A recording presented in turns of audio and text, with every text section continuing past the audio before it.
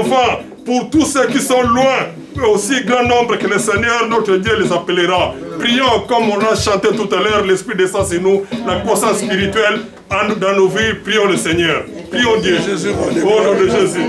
Comme le jour de la Pentecôte, la promesse est pour vous et pour vos enfants, pour tous ceux qui sont loin, aussi grand nombre que le Seigneur Dieu les appellera. Au nom de Jésus. Alléluia. Dieu ne pas de fin. Au nom de Jésus. Vous recevez une puissance. Le Saint-Esprit survenant sur vous. Vous serez mes témoins à Jérusalem, dans Judée, dans la Samarie, jusqu'aux extrémités du monde. Au nom de Jésus. Alléluia. C'est par là où l'Éternel nous attend. Il nous attend dans le travail de Christ. Le Saint-Esprit, oh Jésus, puisse manifester à nous. Aussi longtemps que l'héritier demeure un enfant, il ne diffère rien d'un esclave quoi qu'il ait le maître de tout. Alléluia.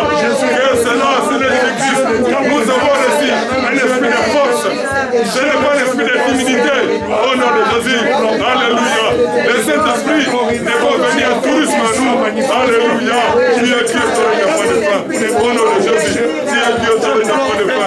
Il est béni comme toi, il ne passe comme toi. Au nom de Jésus. La victoire est ton nom. Au nom de Jésus. Alléluia. Sans toi, je suis rien. Sans toi, je suis rien. Au nom de Jésus. Alléluia. La victoire est ton nom. Au nom de Jésus. Sous pouvoir t'être donné. L'esprit de Saint-Simon. Au nom de Jésus. En dehors de toi, il n'y a pas la vie. La vie est la Jésus. La victoire est ton nom, Jésus. Pouvoir t'être donné. Merci, Seigneur Jésus-Christ. Merci pour ta grâce. Au nom de Jésus. Alléluia. Touchons les doigts éternels. Au nom de Jésus. Alléluia. Le rocher de tous les âges. Nous célébrons le Jésus. Et nous célébrons le Alléluia. Au nom de Jésus. Merci Jésus. Merci pour ce moment. Merci pour la vie de mon frère et de mon sœur. Au nom de Jésus. Sois exalté, Seigneur de gloire. Avant toi, il n'y a jamais eu de Dieu après toi et non pas. Béni sois-tu, Jésus. Merci, Maître des trains de circonstances. Honneur, puissance et gloire, et soit la vie au nom de 84, 11. Mieux vaut un jour dans le parvis que 1000 ailleurs. Je préfère me tenir sur le seuil de la maison de mon Dieu plutôt que d'habiter sous la tente de la méchanceté. Nous allons louer Dieu.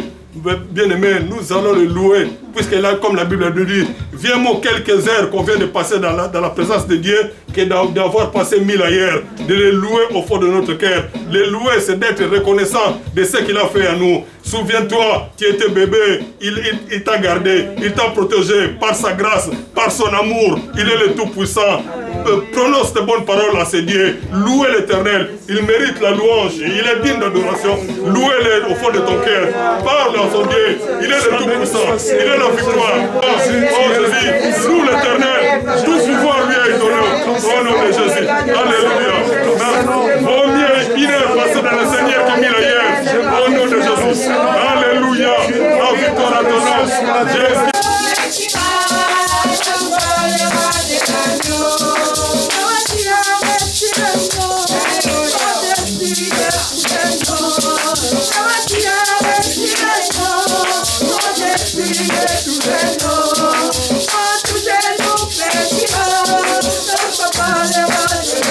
Oh,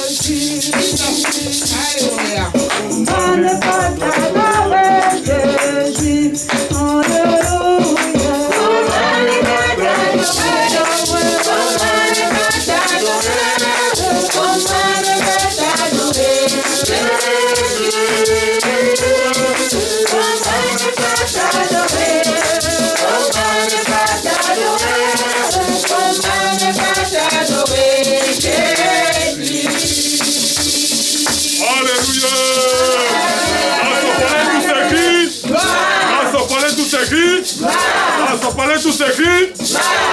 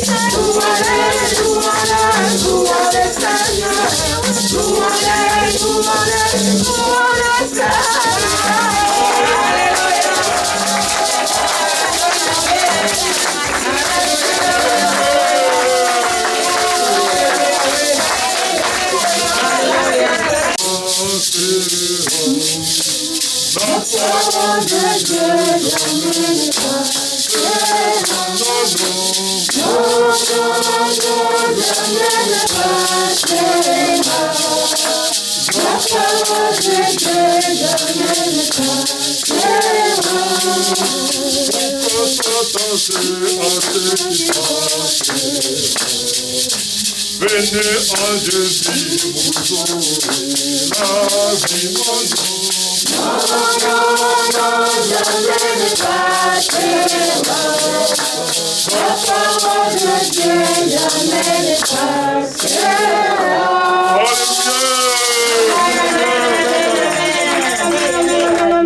Je demande au pasteur Richard de lever sa voix, de prier et de bénir l'homme de Dieu, le ministre qui va nous annoncer la parole. Dans ton Saint-Nom, et nous te célébrons encore pour cette opportunité que tu nous accordes d'écouter ta parole. Éternel, c'est un privilège pour nous ce matin, car beaucoup ont désiré ce moment, mais ne l'ont pas obtenu. Mais nous avons trouvé grâce. C'est pour cela que nous te disons merci. Maintenant, Père, nous confions ce moment entre tes saintes mains.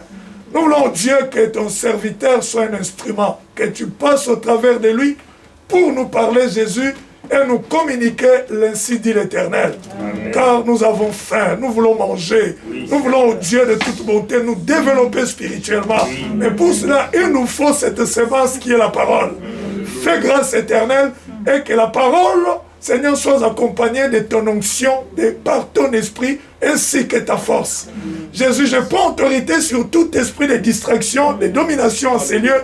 Allez dans des lieux arides au nom de Jésus. Et je proclame, Éternel, que la parole soit prêchée avec toute liberté.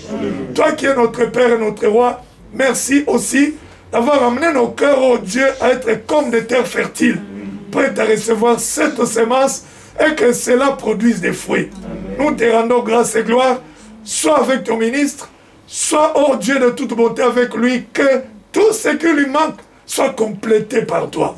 Seigneur, que, oh Dieu de toute bonté, tu l'utilises puissamment ce matin et que tu assures aussi sa protection. Au nom de Jésus, nous t'avons ainsi prié. Amen. Amen. Amen.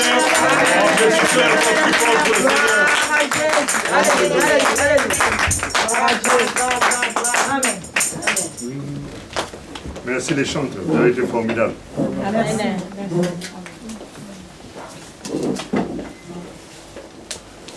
Merci beaucoup pour cette grâce que le Seigneur nous accorde encore de nous retrouver dans sa présence. Et la foi. J'enlève mon masque. Ne fuyez pas.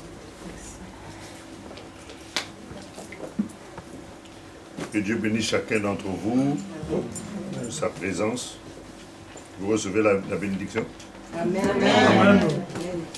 C'est pour moi un privilège encore et un bonheur de pouvoir servir le Seigneur au milieu de vous. Et je remercie cela. Je remercie le Seigneur pour cette grâce et je bénis le Seigneur pour cette assemblée. La grâce divine pour le privilège qui m'a été donné au travers de l'homme de Dieu, l'ange de la maison, le pasteur Richard, qui a daigné m'accorder le privilège de me tenir au-devant de vous. Je suis en compagnie de ma femme et de mes 3 enfants. Et ma femme, je ne sais pas si vous l'avez déjà vue, la voici. Miss Univers de tous les temps. Parce qu'elle a le masque, elle est très belle. Ça fait plus de 31 ans que 30 ans qu'on se connaît, qu'on est mariés et qu'elle me supporte. Franchement, je ne suis pas facile à vivre. Là, vous me voyez seulement 1 heure, je m'en vais. Vivez avec moi toute la journée. Demandez à Odile.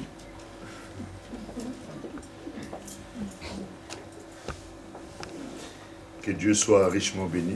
En tout cas, merci encore, pasteur Richard, pour ce privilège. Et je dis Amen à la prière que tu as faite. Nous sommes en train de parler sur un sujet qui est à l'école de la foi. Nous avons essayé de définir un peu ce qu'on a, le concept de l'école. Nous avons essayé de comprendre l'importance de la mise en pratique. Nous avons essayé de voir qu'il est important que nous puissions évoluer. Et nous nous sommes arrêtés sur la notion de l'épreuve parce que c'est là l'école, le moyen par lequel le Seigneur nous fait passer dans cette école de la foi. Et nous avons vu que dans chaque saison, il est important que nous puissions produire un fruit. Et à chaque saison correspond une réalité, une manifestation de la vie de Dieu en nous. Nous avons vu qu'il est important, je vous avais donné plusieurs passages à lire, Jacques chapitre 1 verset 2 à 3, Romains 5, 3 à 5, 2 Corinthiens 4 verset 17, Actes 5 verset 41 et Proverbes 16 verset 4, et dans lesquels tout cela pour nous dire que l'épreuve est importante et que l'épreuve ne doit pas être un sujet pour nous de pleurs, de lamentation, de tristesse, mais au contraire, lorsque nous sommes dans l'épreuve, nous devons être dans la joie parce que l'épreuve est une porte par laquelle le Seigneur passe pour révéler sa grandeur et manifester sa gloire. Et lorsque nous sommes dans les moments d'épreuve, c'est un moment au contraire qui doit nous encourager, ça doit être un moment qui doit nous produire en nous une espérance, parce que lorsque nous sommes dans l'épreuve, nous savons que l'épreuve produit la patience, et la patience doit arriver jusqu'à son terme, c'est-à-dire apporter ce pourquoi le Seigneur l'avait envoyé, parce que Proverbe 16, verset 4 nous dit que Dieu fait toutes choses pour un but. Alléluia. Amen. Non, je disais Alléluia. Amen. Et d'autant plus que celui dont nous fêtons aujourd'hui la résurrection, Jésus, à cause de Christ qui est notre Pâques. Et nous sommes en train de fêter sa résurrection aujourd'hui. Lui aussi, il est passé par plusieurs épreuves. Et dans toutes les épreuves par lesquelles il est passé, il en est sorti toujours vainqueur. Amen. Et c'est pour cela qu'en étant vainqueur, nous aussi, nous pouvons nous réjouir de cette victoire et vivre et profiter de cette victoire. Amen. Amen. Alors, nous sommes en train de parler sur l'épreuve et il est important de faire un distinguo entre l'épreuve et la tentation, parce que c'est tellement proche, c'est quelquefois difficile à faire la différence entre l'épreuve et la tentation. Mais sachez seulement que dans l'étymologie hébreu du mot tentation ou du mot épreuve, c'est le même mot. Ce mot-là, c'est makak. Et ce mot makak, c'est un mot qui signifie en fait épreuve et en même temps, c'est un mot qui parle aussi de la tentation. Mais lorsque nous allons en grec, en hébreu, c'est ce mot-là, mais en grec, c'est peirasmos. Et ça veut dire inciter à pécher. Et c'est là le mot tentation. Et c'est pour ça qu'il est important de faire la différence entre les deux, parce que par moment, on a l'impression que c'est une tentation, mais en même temps, on a l'impression que c'est une épreuve, et on ne sait pas toujours distinguer. Je sais que je ne pourrai jamais finir le message, mais je vais essayer de vous donner le maximum de ce que le Seigneur permet aujourd'hui, comme priait l'homme de Dieu. Lorsqu'on parle de la tentation, il faut savoir que la tentation vient du diable. Et il est appelé lui-même déjà le tentateur. Et c'est aussi nos propres désirs charnels qui nous emmènent également à la tentation. La Bible nous montre dans le livre de Matthieu chapitre 4 verset 3 que Jésus a été tenté. Et il n'y a personne sur la terre qui peut dire « Oh, moi je ne suis jamais tenté ». Dès le moment où il est en train de dire ça, il est déjà en train de tomber dans une tentation. Parce que personne sur la terre ne peut dire qu'il n'est pas tenté. Ce n'est pas possible. Tout le monde est tenté. Tout le monde, quelle que soit la personne. Même Jésus a été tenté. La seule différence, c'est que quand la tentation arrive, il est important pour nous qui avons cru au Seigneur de ne pas céder à la tentation. Alléluia. Amen. Jésus a été tenté dans toutes les dimensions. Le diable est venu. Et d'ailleurs, c'est le Saint-Esprit qui avait permis, parce que la Bible dit que le Saint-Esprit l'emmena dans les déserts pour être tenté. Donc le Saint-Esprit permet qu'on puisse être tenté. Mais quand la tentation arrive, il est important de savoir que nous sommes de ceux qui ne devons pas céder à la tentation. Je disais Alléluia. Amen. Alors lorsque la tentation arrive, sache que la tentation est l'œuvre de l'ennemi. Jacques est en train de nous expliquer cela dans le premier livre de Jacques au chapitre 1, verset 13 à 14. La Bible dit que personne, lorsqu'il est tenté, ne dise que c'est Dieu qui me tente, car Dieu ne peut pas être tenté par le mal, et il ne tente lui-même personne. Mais quand chacun est tenté, il est attiré et entraîné par ses propres convoitises, ses propres désirs. Et c'est là la source de la tentation. Puis, le désir, lorsqu'il est encouragé, donne naissance au péché. Et le péché, en étant parvenu à son plein développement ou consommé, alors à ce moment-là, il produit quoi? La mort. C'est pour ça qu'il est important de comprendre que derrière la tentation, il y a la mort. Derrière la tentation, il y a le diable. Derrière la tentation, il y a notre propre convoitise. Et nous voyons comment la tentation arrive. Adam et Ève étaient dans le jardin. Ils voyaient tout le temps l'arbre de la connaissance du bien et du mal. Ils passaient là tous les jours. Mais ce jour-là, lorsque la tentation est arrivée, la Bible dit qu'ils ont regardé cet arbre, ils ont vu que c'était agréable à la vue et bon à manger. Oui, ça c'est la chair qui entre, agréable à la vue et bon à manger. Ces choses-là, ce sont des choses charnelles. Les yeux et la bouche, bon à manger et agréable à la vue. Donc on voit qu'il y a déjà une intervention de la chair par rapport à cet aspect-là qui emmène justement à abandonner, à céder et à emmener le corps à pécher. Parce que sachez que toutes les tentations que nous avons, tout ce que nous rencontrons comme tentation, cela produit en fait la guerre à notre âme. 1 Pierre chapitre 2, verset 11 de bien-aimé, je vous encourage en tant que résident temporaire, temporaire et étranger sur la terre, à vous abstenir des désirs de notre nature. Vous voyez, la tentation, les désirs de notre nature propre qui font la guerre à notre âme. Vous voyez, nous provoquons nous-mêmes certaines guerres alors que nous pouvons les éviter. Alléluia. Amen. Il y a des guerres que nous pouvons éviter. Les guerres diaboliques, les guerres contre notre âme que nous pouvons éviter. Il suffit seulement d'avoir la capacité de refuser la tentation. Et c'est pour cela qu'il est nécessaire et important de ne pas céder à cela. Je ne veux pas vous lire tous les versets que j'ai écrits par rapport à cela. La tentation est le fruit de notre convoitise. C'est pour cela que tu dois faire très attention à tes désirs charnels. Et ces désirs provoquent, comme je disais tout à l'heure, la guerre à notre âme. Et nous pouvons éviter cela. Et les portes de cela, c'est le monde. Et 1 Jean chapitre 2, verset 15 à 17, est en train de nous expliquer que le monde est caractérisé par trois choses. Le monde est caractérisé par la convoitise des yeux, l'orgueil de la vie et la convoitise des yeux, l'orgueil de la vie et la convoitise comment dire ça, et la convoitise de la chair. Donc, et c'est ça qui caractérise en fait le monde. Et nous devons faire en sorte de ne pas donner ces accès-là au diable pour ne pas nous emmener à la tentation. Mais nous avions dit tout à l'heure que la tentation et l'épreuve sont deux choses qui marchent vraiment côte à côte. Et quelquefois, on peut avoir même une confusion entre les deux.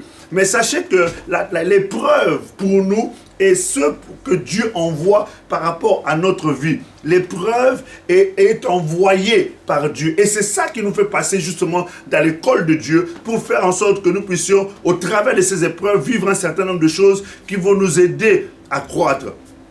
Lorsqu'Israël était dans le désert, je vais vous éviter la lecture, je vais juste canaliser un peu l'histoire. Dans Deutéronome chapitre 8, à partir du verset 1 jusqu'au verset 11, on voit Dieu qui fait passer son peuple à l'épreuve. Et il y a beaucoup comme ça des exemples de la Bible que nous allons essayer de voir aujourd'hui par sa grâce, pour qu'il nous montre que Dieu a dit à Israël, je t'ai fait passer dans le désert pour t'humilier, pour te mettre à l'épreuve, pour connaître la disposition de ton cœur. Parce que la tentation, l'épreuve, lorsqu'elle vient, et que nous traversons cette épreuve-là, c'est l'objectif, c'est de pouvoir mettre à nu les réalités de notre cœur.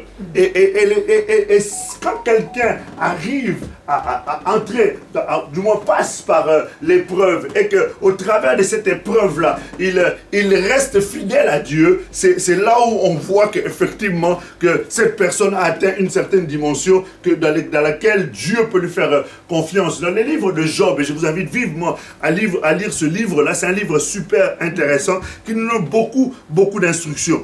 Un jour, Satan, se promenant comme d'habitude, et d'ailleurs, entre parenthèses, ceux qui aiment beaucoup se promener sans raison, ce sont les habitudes du diable. Tu n'as rien à faire, mais tu sors. En sortant comme ça, tu es en train de t'exposer. Alors, qu'est-ce qui se passait? Le Seigneur permet à ce que, lorsque le diable passait, il est passé faire un petit tour chez Dieu. Et le Seigneur lui pose la question, mais en fait, est-ce que tu as vu mon serviteur Job? Vous connaissez l'histoire. Il lui a dit, oui, je le vois. Et Dieu, tu as vu cet homme-là, il me craint, il me respecte, il m'honore. Le diable lui dit, écoute, tu sais, s'il fait toutes ces choses-là, c'est parce que tu le bénis. Permets seulement que j'aille le toucher. Tu vas voir comment il va te maudire.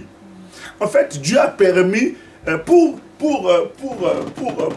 Dieu, il a permis à Satan, il a comme envoyé d'une certaine manière.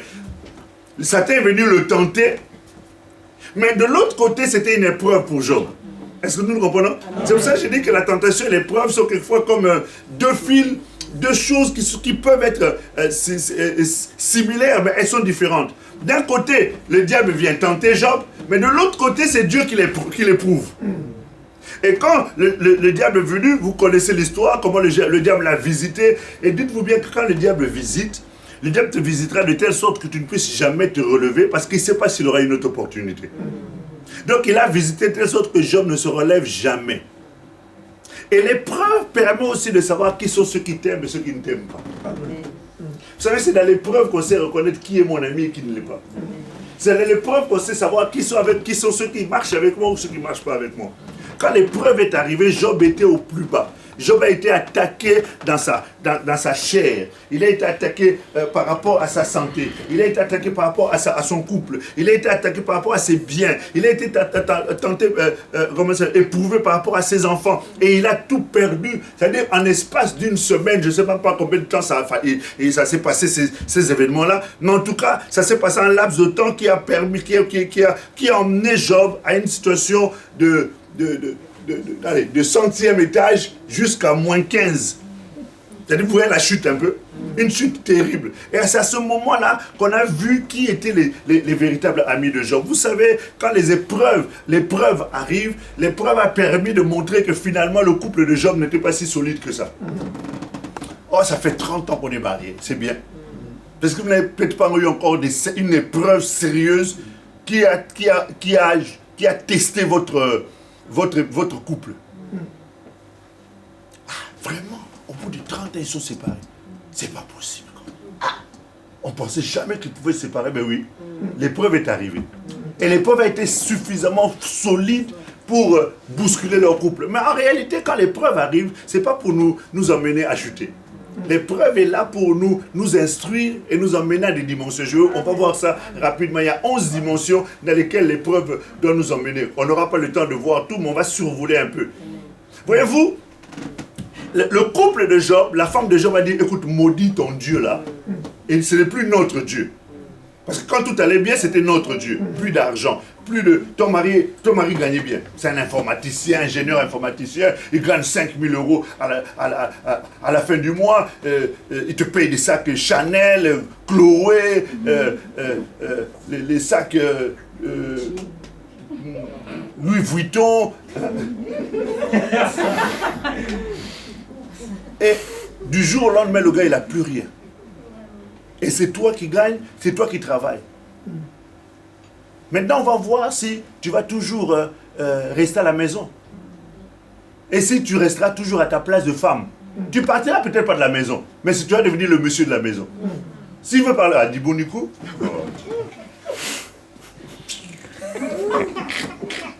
le gars, il se rend compte qu'il n'a plus de valeur. Pourquoi? Parce qu'il n'apporte plus l'argent. En fait, tu n'es pas parti. Mais l'épreuve a montré quel était l'état de ton cœur. Tu le respectais parce qu'il avait l'argent. Maintenant qu'il n'y a plus l'argent, tu ne le respectes plus. Et chérie, tu peux me dire, tu sais que je viens de travail. Tu es resté toute la journée à la maison, tu n'as rien fait, et tu me demandes d'aller... Dis, arrête un peu, Georges. Hein. En fait, tu es en train de montrer que l'épreuve a emmené à mettre l'état de ton cœur à l'extérieur. Je dis alléluia. Amen. Alors, la femme de Job, elle a carrément décidé de partir. Vous savez, dans l'épreuve, la Bible dit que la richesse en main attire un grand nombre d'amis, mais la pauvreté les éloigne. Ça, c'est ce que la Bible dit. Pendant que tu as l'argent, pendant que ta société prospère, tout va bien, tu as plein de gens qui viennent, qui t'appellent, mais le jour où tu vas tomber, c'est-à-dire même un texto devient difficile. Ou alors si on t'envoie un texto, c'est pour dire, du courage. Hein? Courage. Hier, tu venais à la maison pour un oui ou pour un non. Tu essaies de trouver des arguments pour quand même être à la maison. Mais aujourd'hui, maintenant que je suis tombé, je suis dans l'épreuve, je ne vois plus personne.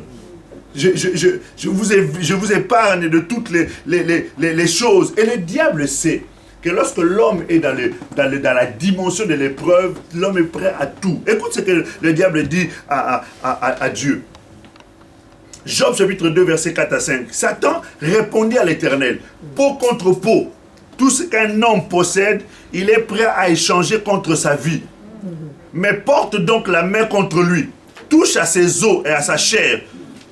Et je suis sûr qu'il te maudira en face. Qu'il te maudira en face. L'Éternel dit à Satan, le voici, je te le livre. Seulement, épargne sa vie. Dieu, dans l'épreuve, met toujours des limites. Qu'il ne faut pas que le diable ne peut pas dépasser pour que tu ne perdes pas l'essentiel. L'essentiel pour Dieu, en réalité, ce n'est pas ta beauté. L'essentiel pour Dieu, ce n'est pas ton travail. L'essentiel pour Dieu, ce n'est pas ta renommée, je ne sais pas quoi. L'essentiel pour Dieu, c'est d'abord ton esprit. ton âme. C'est ça qui est important. C'est pour ça que la Bible dit, que sert-il à l'homme de gagner le monde entier s'il perd de quoi? De son âme. Parce que c'est ça la chose la plus importante. Tu peux tout perdre, mais ne perds pas ton âme. Perds ta femme. Désolé. Perds ta femme. Perds tes enfants. Perds ton travail. Perds ton argent. Mais ne perds jamais ton âme. Et l'épreuve, quand elle arrive, elle est arrivée dans la vie de Job, c'était pour tester l'amour que Job avait pour Dieu. Job a dit ceci: Dieu a donné, Dieu a repris. Que son nom soit béni. Mais est-ce que tout le monde est prêt à dire ça? Quand l'épreuve arrive, quand l'épreuve est là, tu dis oui, bah Dieu a donné, Dieu a repris. Que son nom soit béni. En général, ce n'est pas ce qu'on dit. En général, on commence à trouver que Dieu ne nous aime pas. Il y a une chose dont j'aimerais que tu n'oublies jamais dans ta vie, quelle que soit la situation dans laquelle tu peux te retrouver, n'oublie jamais ça, que Dieu t'aime et il t'aimera toujours. Amen. Non, je vais répéter ça. Je veux que ça soit ancré dans ton esprit, Amen. dans tes veines, dans tes nerfs, dans tes os, dans ta moelle épinière, que Dieu m'aime et rien ne peut changer l'amour de Dieu à mon sujet. Alléluia. Amen. Parce que l'amour de Dieu, nous sommes en train de fêter aujourd'hui la manifestation de l'amour de Dieu pour nous. C'est qu'il a laissé son trône de gloire. La Bible dit dans le livre de Philippiens, chapitre 2, versets 5 à 11, il n'a pas regardé comme une proie arrachée d'être égal à Dieu. Il s'est dépouillé, il a pris la forme humaine, il est descendu sur la terre, il est allé mourir, une mort réservée aux brigands, réservée aux voleurs, réservée, mais il a accepté cela tout simplement pour te manifester l'amour qu'il a pour toi. Je disais alléluia. La Bible dit, si Dieu a donné Jésus, il donnera toutes choses avec lui. Pourquoi? Parce que Jésus est la plus grande chose que Dieu puisse avoir. Je disais alléluia. Amen. Et c'est pour cela qu'il faut que tu comprennes ça. Et Dieu a dit, Dieu a montré, du moins Job a montré qu'il aimait Dieu plus que sa propre vie. Amen. Il aimait Dieu plus que sa femme, plus que ses enfants, plus que son argent. Et Dieu a vu cet amour. Et après l'épreuve, il y a toujours un moment où le Seigneur se révèle. Alléluia. Après la pluie, il y a quoi? Il y a le beau temps. Vous comprenez? Après la nuit, elle peut être longue, mais à un moment donné, le jour finit toujours par se lever. Je disais alléluia. C'est ça qu'il est important de savoir que quelle que soit la situation dans laquelle tu peux être, quel que soit le problème dans lequel tu peux être, Dieu ne te lâchera jamais. Nous savons que quand nous sommes à l'école de Dieu, nous sommes en train de marcher avec Dieu. Et cela est vital pour que nous en marchant avec Dieu, nous puissions nous attacher à lui. Vous savez, lorsque quelqu'un se retrouve dans son élément, cette personne, quel que soit ce qui peut lui arriver, il se sentira toujours bien. Un poisson ne se sent bien que quand il est où? Dans l'eau. Un oiseau ne se sent bien que quand il est où? Dans les airs. Un arbre se retrouve bien où quand elle est où? Dans la terre. Et nous nous sentons bien aussi quand nous sommes dans la présence de Dieu. Pourquoi? Parce que c'est notre cadre naturel. C'est là où nous sentons le mieux. C'est là où nous habitons. C'est parce que nous sortons de là-bas. Et puisque nous sortons de là-bas et que Dieu nous permet par Jésus de rentrer là-bas, et lorsque nous rentrons là-bas, c'est là où nous nous sentons le mieux. Alléluia. Vous savez, la force de quelqu'un lorsqu'il est dans l'épreuve, c'est d'être toujours dans la présence de Dieu. Et c'est ça. En fait, nous verrons tout à l'heure les solutions si on a le temps. Donc, Dieu nous fait passer par l'épreuve. Et Dieu a pris la personne la plus représentative de l'épreuve pour nous aider à nous instruire par rapport à cela. Les épreuves de l'homme dont je suis en train de parler concernent la personne d'Abraham, à qui Dieu a permis de passer par l'épreuve. Et cette épreuve nous permet de tirer un certain nombre de leçons qui nous instruisent. Dans le livre d'Ésaïe, au chapitre 51, au verset 2, la Bible dit « Portez le regard sur votre ancêtre Abraham et sur Sarah, celle qui vous a donné naissance. Abraham était tout seul quand je l'ai appelé. Je l'ai béni et je lui ai donné une grande famille. » En fait, Dieu nous demande de regarder Abraham. Pourquoi? Parce qu'Abraham est notre père dans la foi. Il est notre modèle. Quand on parle de père, c'est Abba. Abba veut dire source. Un père est une source. Et en tant que source, notre Dieu est notre source. Et en tant que source, c'est une source qui est... La particularité de cette source-là, c'est qu'elle est intarissable. Elle ne sèche jamais. Alléluia. Et c'est pour ça qu'en tant que croyant, en tant qu'enfant de Dieu, en tant que fils de Dieu, en tant que participant à la vie de Dieu, nous devons comprendre que nos regards doivent tourner vers Abraham. Et quand nous tournons nos regards vers Abraham, nous étudions quelle a été la vie de cet homme, comment il a vécu, comment il a existé, quelle a été sa fin. Et la Bible dit, imitez-le. C'est comme ça que la Bible dit dans le livre d'Hébreux, chapitre 13. La Bible dit, observez la vie de vos conducteurs, regardez quelle a été leur vie, et ensuite, imitez-les. C'est-à-dire, vous devez regarder la vie de l'homme de Dieu, et observer sa vie, comment il vit avec sa femme, quelle est son attitude vis-à-vis de sa femme, avec ses enfants, comment il parle, comment il s'habille, comment il est. Et ensuite, vous imitez sa vie, et vous observez comment il finit, et vous prenez modèle sur sa vie. Je suis un jour allé au Nigeria, c'était en 98. Je suis allé au Nigeria pour une mission. Et puis j'étais curieux d'aller voir un homme de Dieu, Chris, à Kilomé. C'est un homme que j'appréciais, donc j'appréciais les messages. Je me suis dit, bon, j'allais voir un peu son église. Je suis allé, bien aimé, quand je suis arrivé, je suis arrivé relativement tôt. Donc on m'a mis devant, je me suis présenté, on m'a honoré en tant qu'homme de Dieu, donc on m'a mis devant. Quand le culte est fini, j'ai été choqué. J'ai été choqué pourquoi? Parce que quand le culte est fini, ce monsieur-là, il a les cheveux gominés. Je ne sais pas si vous le connaissez.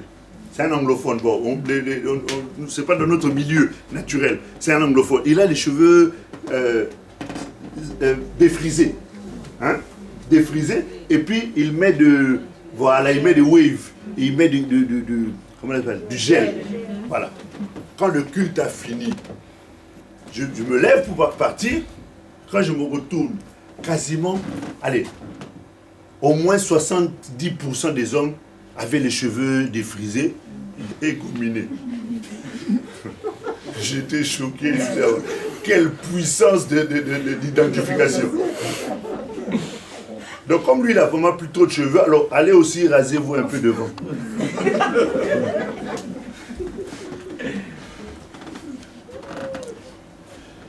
On a dit regardez Abraham et imitez-les. La première des choses que nous devons imiter chez Abraham, c'est qu'Abraham est le père des croyants qui ont été justifiés par la foi. Abraham n'a pas été justifié par les œuvres. Il a été justifié par la foi. C'est avec Abraham que Dieu a commencé la notion de la foi, d'enseigner la notion de la foi. Donc avec Abraham, nous apprenons ce que c'est la foi par les œuvres, la justification par la foi et non par les œuvres. Parce que la vie de cet homme de Dieu est l'illustration même de l'introduction, comme je disais, de la notion de la grâce et de la faveur de Dieu. Amen. Je disais Alléluia. Amen. Parce que quand vous regardez Abraham, vous avez l'impression qu'Abraham n'a jamais péché. Est-ce que vous avez jamais remarqué que c'est un homme qui n'a jamais failli? C'est ce que dit Romains chapitre 4. Mais quand vous regardez bien, Abraham a menti à plusieurs reprises. Mais tout en mentant, Dieu le voyait comme un homme qui n'avait jamais menti. Vous savez pourquoi? C'est ça la notion de la grâce. C'est ça la notion de la faveur. C'est que la grâce couvre qui nous sommes. Je vais t'expliquer ça un peu plus clairement. Jacob était avec Ésaü. Ok? Dieu, le papa de Isaac dit à Ésaü, parce qu'il aimait beaucoup le gibier. Hein, moi Simbiliki, moi Mboloko. Est-ce qu'il y a des gens qui parlent pas lingala ici? Oui. Alors, moi non plus. Et il aimait bien le gibier. Il a dit, tue-moi un gibier et emmène, parce que c'est un chasseur. La maman a entendu. Les mamans connaissent les secrets des papas. Une bonne maman qui marie connaît ce que son mari aime. Et il sait comment la voir, hein, comment toucher le cœur de son mari par un repas. Vous savez qu'un repas peut changer les choses. Hein. Enfin bref, on ne va pas parler de ça. La maman est allée, elle a pris un gibier, une bête. Elle a tué, elle a préparé à manger. Le fils lui dit ceci. Il dit, maman, mais moi j'irai le voir. Mais le problème qui se pose, c'est que quand j'irai le voir, pour lui amener le repas, il sait Parce que la particularité d'Ésaü, c'est qu'Ésaü était très poilu. C'était quelqu'un de très poilu. Mais quand il va me toucher, parce qu'il ne voyait plus. Donc la seule possibilité pour lui de reconnaître que c'était son fils, c'est en le touchant et en entendant sa voix. Je disais Alléluia. Est-ce que vous êtes avec moi? Je dis Alléluia. Écoute bien la notion de la grâce. La Bible nous dit que quand il est arrivé avec le plat, la maman lui a dit on va faire une supercherie. Il a pris une bête, il a tué, il a pris la peau de la bête, il a revêtu son fils. Quand il est arrivé, il a emmené le plat, il dit papa, voici le plat. Le papa a dit ceci. J'entends la voix de qui? Non. J'entends la voix de Jacob. Mais je sens la peau d'Ésaü. En tant que père, quand tu as entendu la voix, tu sais bien que ça c'est bien Jean-Jacques qui est en train de parler, ou ça c'est Afsia qui est en train de parler, c'est pas Julia. Mais quand tu touches la peau, tu sens la peau d'Ésaü. Le papa savait très bien que c'était son fils Jacob qui était là. Il le savait. Mais vous savez, c'est ça la grâce. C'est que quand nous nous présentons devant Dieu, Dieu entend la voix de Philippe qui n'a pas droit à la bénédiction. Mais quand il touche la peau de Philippe, il sent Jésus. Amen. Est-ce que vous comprenez? Quand il touche la peau, il sent Jésus. À cause de la peau de Jésus, bien que ce soit Philippe qui parle, le papa lui donne quoi? La bénédiction. Est-ce que vous me saisissez? Jean 1, verset 17 à 19. La Bible dit, la loi est venue par qui? Moïse. La grâce et la vérité sont venues par qui? Par Jésus. Il y a une femme qui avait la perte de sang. Écoutez bien la grâce, la puissance de la grâce. La Bible nous dit que cette femme, quand une femme avait les menstrues, ces périodes de menstruation, elle n'avait pas le droit d'être au milieu des hommes. Vous savez qu'il y a des églises jusqu'aujourd'hui, quand les femmes sont en période de menstruation, elles ne viennent pas. Mais en fait, ces choses-là, c'est de l'Ancien Testament. Aujourd'hui, tu peux venir à n'importe quel moment. Je dis Alléluia. Amen. Même en sous-vêtements. Si tu n'as pas de vêtements, on va t'acheter des vêtements.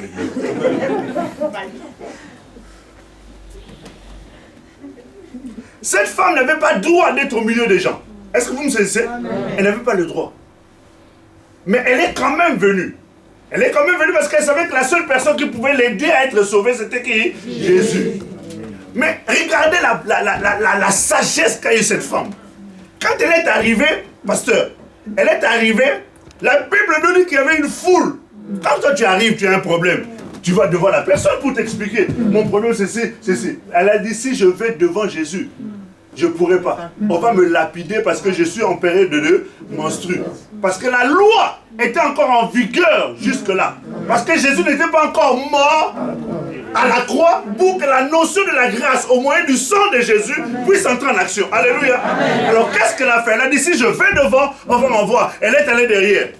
Parce que derrière Jésus, c'était la grâce. Devant Jésus, c'était la loi. Je disais Alléluia. Donc elle est allée derrière, elle a touché le bord du vêtement. C'est pour cela que le miracle a été possible. Est-ce que vous comprenez? Et qu'elle n'a pas pu être quoi? Lapidée. Nous sommes en train de parler d'une chose très importante. La Bible nous dit que nous devons avoir le regard fixé sur Abraham, qui est notre Père. C'est lui qui a introduit la notion de la grâce, la notion de la foi. Et sache que tout ce que nous faisons ici, ça n'a jamais été par l'effort de qui que ce soit. Même prêcher comme je prêche là, ce n'est pas par ma force. Ce n'est pas parce que je parle bien ou que je fais... Non, c'est la grâce de Dieu tout simplement. Je disais Alléluia. L'apôtre Paul a travaillé, il a travaillé. À un moment donné, il a dit j'ai beaucoup travaillé.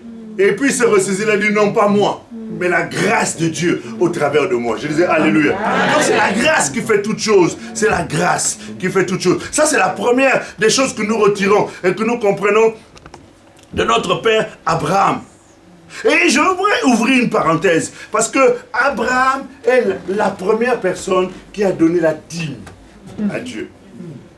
Aujourd'hui, il y a certains messages, et ça a même un peu diminué, il y a certains messages à un certain temps où donner la dîme, c'était devenu toute l'histoire. Que ça fait partie de la loi, c'est anti-biblique. Est-ce qu'il y a quelqu'un qui ne donne pas sa dîme ici? Tu peux lever ta main, tu as le droit. On est entre nous, personne ne te critiquera. C'est bien. Il faut commencer à donner à partir d'aujourd'hui. Hein? Arrêtez d'être voleur.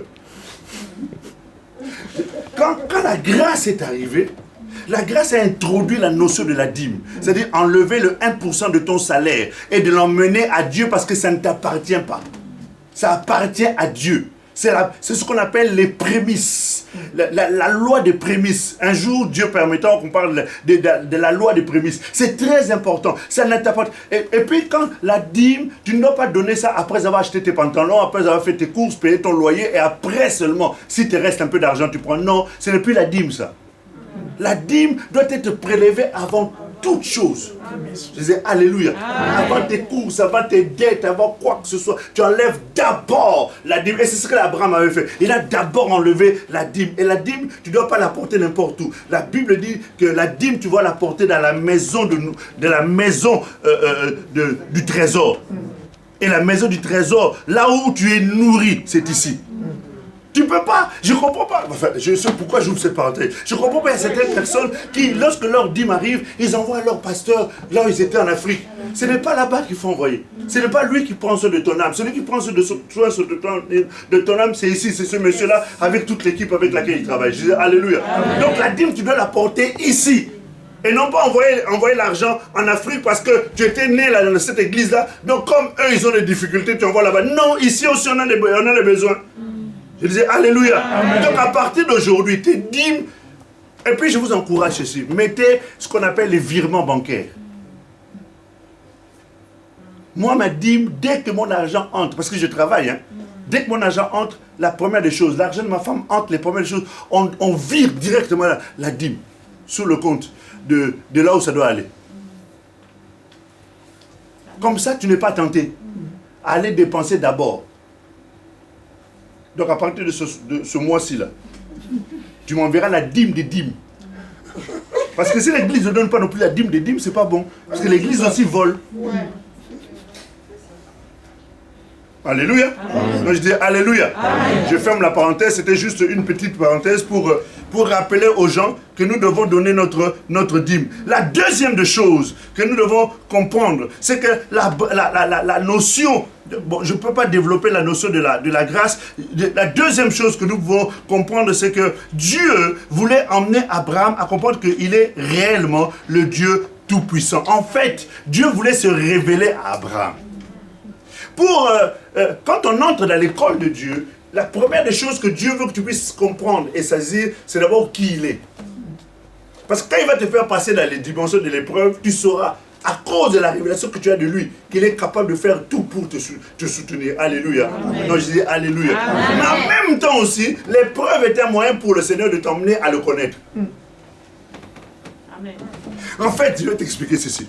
Dans le livre de la Genèse, au chapitre 17, au verset 1 à 2, la Bible dit, Dieu apparaît à Abraham. Il avait l'âge de 99 ans. L'Éternel a apparu à Abraham et lui dit, je suis le Dieu Tout-Puissant. Marche devant moi et sois intègre. J'établirai une alliance entre toi et moi et je te multiplierai considérablement. C'est ce que Dieu lui dit. Mais la première des choses que Dieu lui donne de comprendre, c'est qu'il est le Dieu Tout-Puissant, El Shaddai. Amen. Le Dieu tout suffisant, celui qui se suffit à lui-même, celui qui n'a pas besoin de l'aide de qui que ce soit pour faire ce qu'il a besoin de faire. Alléluia. Amen. Mais tout en se révélant comme ça, comme étant le Dieu tout-puissant, au fur et à mesure qu'il avançait avec lui, il lui montrait qu'il était véritablement le Dieu tout-puissant. C'est-à-dire qu'il est important de connaître celui avec qui tu as affaire. Jésus dit, personne ne connaît le Père si ce n'est le Fils, et personne ne connaît le Fils si ce n'est le Père. Et celui à qui le Fils veut le révéler. Personne ne connaît le Fils si ce n'est le Père. Et personne ne connaît le Père si ce n'est le Fils. Et celui à qui le Fils veut le révéler. Le mot, c'est la révélation. Amen. La révélation. Éphésiens chapitre 1, verset 18, la Bible nous dit que je prie, l'apôtre Paul dit, je prie Dieu, afin qu'il illumine les yeux de votre cœur, afin que vous compreniez quelle est l'espérance qui s'attache à votre appel. Vous comprenez? Il est important que nos yeux soient illuminés. Apocalypse chapitre 3, à partir du verset 17, nous dit qu'il faut que nous achetions du collier afin que nos yeux puissent commencer à voir. Alléluia. Et quand nos yeux commencent à voir, je vous assure que la dimension, la capacité ou notre attitude est complètement différente de la manière dont nous allons réagir face à l'épreuve. Pourquoi? Parce que nous avons les yeux ouverts. Je vais te donner un exemple. Dans le deuxième livre de Rois, au chapitre 4, on nous parle de l'histoire d'un homme qu'on appelle Élisée. Élisée avait un serviteur qui s'appelait Géasi. Un jour, les Syriens sont venus en grand nombre dehors. C'est une armée puissante, ils sont venus. Et Géasi, dans la panique, il rentre et dit, maître, il y a une armée puissante derrière, dehors, nous ne sommes que deux, comment on va s'en sortir? Et Élisée rigole, il sourit. Petit. Donc depuis tout ce temps qu'on est ensemble, toi tu ne comprends pas avec qui on a affaire. C'était une épreuve terrible. Une armée dehors, terrible. Il a dit, mais ceux qui sont avec nous, ils sont plus nombreux que ceux qui sont dehors. Il a dû lui dire, mais ce gars-là, il a dû fumer ou il a dû boire sans que je sois là. Comment tu peux parler? Nous sommes un, deux. Tu nous dis que ceux qui sont avec nous, nous on n'est que deux, ils sont plus nombreux que ceux qui sont dehors. Voyant qu'il avait encore les yeux fermés, il n'avait pas encore les yeux illuminés, il n'avait pas encore la révélation du Dieu avec qui il vivait. Il disait, Alléluia. Il a dit, Seigneur, ouvre-lui les yeux. Quand ses yeux se sont ouverts, il a vu une armée de chars de feu dehors. Et puis il a commencé à bondir. Allez, venez, vous allez voir. Ça c'est la foi de Thomas. C'est la foi de ceux qui réagissent, qui ont vu, et c'est maintenant qu'ils commencent à agir. La Bible dit, nous ne sommes pas des ceux qui marchent selon la vue, mais nous marchons selon la foi. La foi n'a pas besoin de voir pour croire. Je disais Alléluia. Non, j'ai dit la foi n'a pas besoin de voir pour croire. Je disais Alléluia. J'ai dit la foi n'a pas besoin de voir pour croire. J'ai dit Alléluia. La semaine dernière, j'avais un séminaire. Avant de venir chez vous. Non, pas cette semaine. La semaine, il y a 15 jours. Il y a un enfant. On m'amène une petite fille d'environ, elle avait peut-être 9 ans. Elle ne voyait plus. Elle était devenue aveugle. Depuis 3 jours. Elle ne voyait plus, emmenée à l'hôpital. Ils ont fait plein d'une batterie d'opérations, de comment on appelle ça? D'examens. Rien du tout. Donc son père l'emmène à l'église. Et comme c'est moi qui tenais le séminaire, le culte était même déjà fini, j'avais fini. Et puis en allant au bureau, j'étais avec ma femme, il me dit, pasteur, le pasteur de l'église, il me dit, pasteur, si tu peux venir, je suis venu. Il m'a dit, regarde, c'est petite, elle ne voit plus, tout ça. Il m'a expliqué. J'ai dit, j'ai expliqué, posé un peu quelque chose. J'ai compris qu'en fait, c'était un problème qui était satanique. J'ai prié pour la petite. Le Saint-Esprit dit, prie encore. J'ai prié encore. Il dit, prie, j'ai prié encore. J'ai dit, bon, ok, c'est bon, elle voit déjà. J'ai dit, la petite, tu vois? Elle me dit, non, je ne vois pas. J'ai dit, si elle voit. Ils sont partis. Arrivé à la maison, la petite, quand elle s'est réveillée le matin, elle voyait. Est-ce que vous comprenez? Nous ne sommes pas de ceux qui marchent selon la vue, mais selon la foi. La foi dit tout est déjà accompli. Amen. Nous nous comprenons? Amen. Quand il a vu, il a eu la foi. Non, ça c'est pas la foi. Ça c'est la foi des émotions. La foi des émotions, c'est une foi qui marche selon les réalités. Elle change. Aujourd'hui elle est bien, aujourd'hui demain. Quand tu regardes sur ton compte, 3 000 €. Là tu es en train de marcher avec fierté. Le surlendemain, moins 50. Comment ça va? Bon, par la grâce de Dieu. Quand tu entends quelqu'un, il pose la question, comment ça va? Ah bon, le Seigneur, par la grâce de Dieu, c'est qu'il y a des problèmes. Amen. Bon, allez, enchaînons parce qu'il y a beaucoup de choses à dire.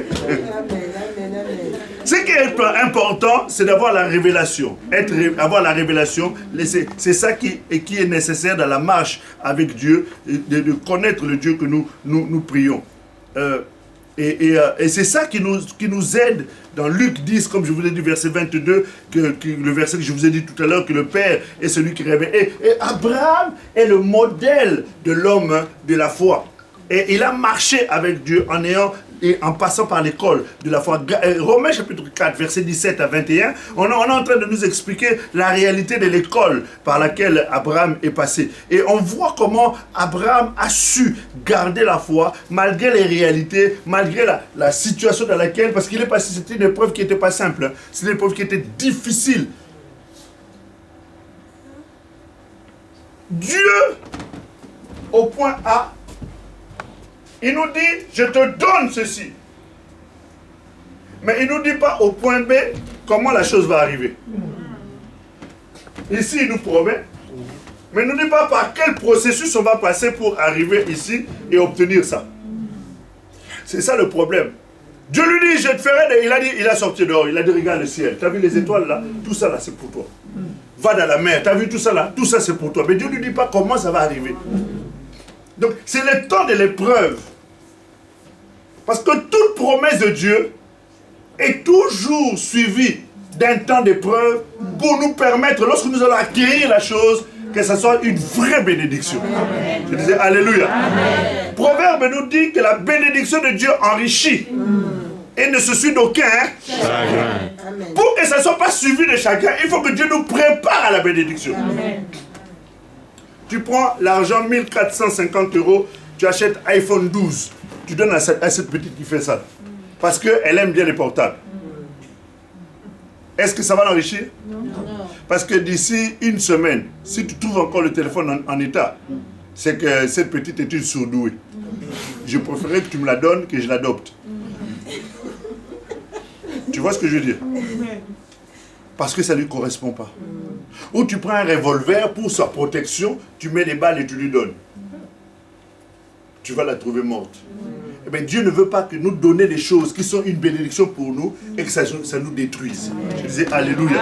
C'est pour ça que Dieu a pris le temps de préparer Abraham dans toutes les situations dans lesquelles il est passé pour que lorsqu'il allait avoir sa bénédiction, ça soit vraiment une vraie bénédiction. Je dis Alléluia. Amen. Je dis Alléluia. Et quand Abraham a reçu la bénédiction, Dieu ne s'arrête pas là. Dieu ne s'arrête pas là. Dieu maintenant veut l'emmener à une autre épreuve. Et cette épreuve-là a permis de révéler un certain nombre de choses qu'Abraham devait comprendre.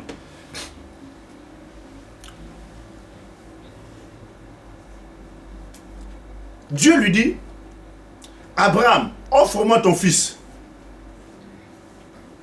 ton unique. Et il précise celui que tu aimes. Parce que Dieu savait que s'il ne donnait pas tous ces détails-là, vous savez ce qu'Abraham aurait fait? Il aurait pris Ismaël. Dieu lui a dit, donne-moi ton fils. Il ne s'arrête pas là. Ton unique. Il ne s'arrête pas là. Celui que tu aimes. Parce qu'il savait que s'il ne donnait pas tous ces détails, Ismaël allait être offert à Morija. Et dites-vous bien, quand Dieu te demande quelque chose, il ne te demande jamais les petites choses. Il te demande toujours le meilleur de ce que tu as. Amen. Tu sais pourquoi? Parce que lui aussi t'a donné le meilleur de ce qu'il a. Amen. Je disais Alléluia. C'est pour ça que je ne comprends pas quand les gens viennent à l'église, ils emmènent des petites pièces jaunes, ils viennent de... tu sais que j'aime beaucoup ce truc-là. Je l'aime beaucoup ton truc. Parce que tu ne peux pas venir... Assis là, tu peux pas venir avec 1 euro. Hein. Déjà quand tu mets 1 euro, écoute ce que ça va faire. On sait tout de suite ce que Dieu a dit là. Alors, quand c'est comme ça, tu sais ce que les gens viennent. Il faut ça. C'est pour ça que j'aime ça. Parce que là, tu es obligé d'amener un billet. Au moins 5 euros.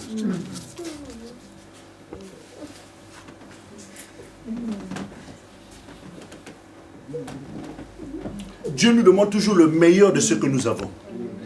Le meilleur. Et tu dois toujours, quand tu donnes à Dieu, donner à Dieu le meilleur. Est-ce que vous savez que c'est une épreuve? C'est une épreuve. Hein? Prends de l'argent. Un jour... Ah bon.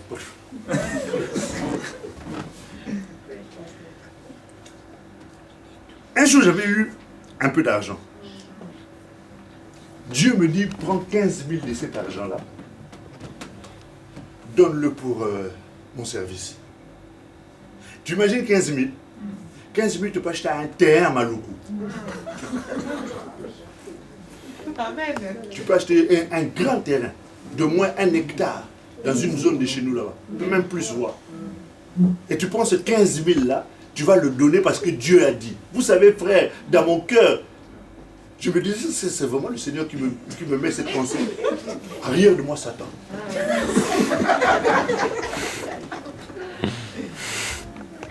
Mais dites-vous bien que quand vous obéissez à ça, je suis en train de vous donner des clés. Hein. Ce sont des clés, frère, de bénédiction. C'est pour ça que je ne manque jamais de l'argent. J'ai dit, je ne manque jamais. Enfin, j'exagère un peu quand même. Hein. Mais en tout cas, quand je manque aujourd'hui, demain, ça ne passe pas.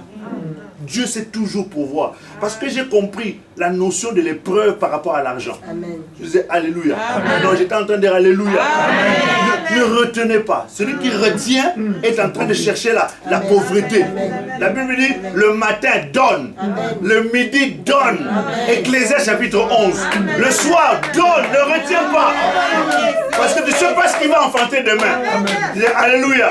Non, j'étais en train de dire Alléluia. Ne retiens pas. Jette ton pain sur la surface des eaux. Tu le retrouveras. Quelle équation. Jeter du pain sur la surface des eaux et tu vas le retrouver. Mais le pain, quand il est en contact de l'eau, qu'est-ce qu'il fait? Il se disperse. Mais comment tu vas retrouver ça? En fait, quand on donne à Dieu, c'est comme si on avait jeté. Mais dis-toi bien que le Dieu que nous prions, c'est un Dieu de miracles. Il a dit, le pain que tu as jeté, tu le retrouveras. Ça veut dire que j'ai la capacité de prendre chaque petit morceau, de les assembler, de le sécher et de te le représenter en pain. Est-ce que nous saisissons? C'est ça, c'est pour ça qu'il ne faut jamais retenir. J'ai l'impression qu'ici, pourquoi je parle de l'argent comme ça? Ça veut dire qu'il y a beaucoup de gens qui ne donnent pas ici.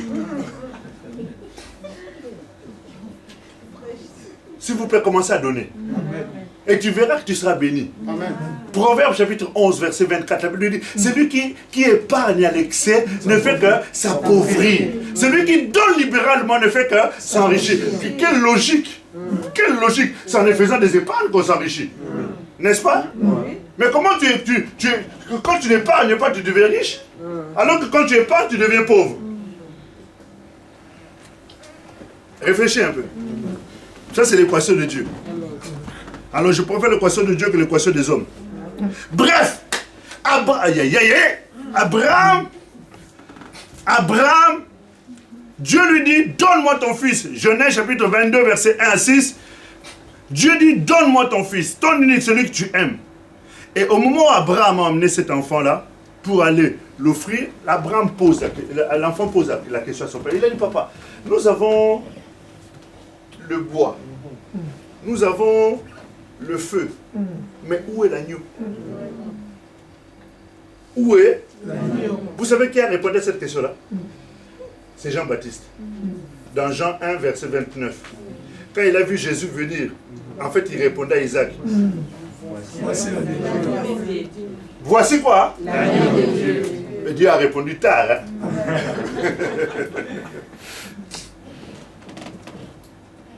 Vous avez le bois, nous avons le... Mais ce qui est particulier dans l'histoire, c'est que Dieu voulait faire d'Abraham un économe. Dans cette histoire, Dieu voulait faire de lui un homme avec qui il allait avoir une certaine forme d'intimité, de secret. Abraham est sorti, il a dit ni à sa femme, il a dit ni à son mari, à ses serviteurs, qu'il allait offrir l'enfant. Un enfant qu'ils ont entendu combien d'années? Non. Combien d'années? Non. Et il a eu l'enfant au bout de combien d'années? 100 ans. Oh, mais non. Je pose la question, combien de temps il a attendu pour avoir la réalisation de la promesse? 99 ans. Ça, c'est son âge. Je parle de combien d'années quand Dieu lui a parlé et jusqu'à ce que la chose s'accomplisse, il a attendu combien d'années? Hein? Allez, sortez tous.